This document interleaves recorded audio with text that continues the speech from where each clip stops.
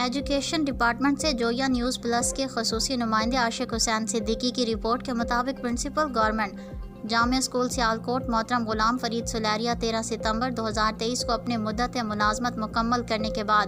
Retired ہو رہے ہیں۔ Senior head master government قومی ہائی اسکول سیالکوٹ جناب رانا محمد طاہر نے آج اپنے اسکول میں منعقدہ تقریب میں ان کی عزت افزائی کرتے ہوئے اس موقع پر D E O S E جناب ملک العداد، سابق سینئر ہیڈ ماسٹر گورنمنٹ قومی ہائی اسکول جناب حافظ اختر تنویر، سابق D E O S E جناب محمد ریاض، جناب چودھری محمد طاہر ضیاء گھمن، سید ندیم الحسن گیلانی،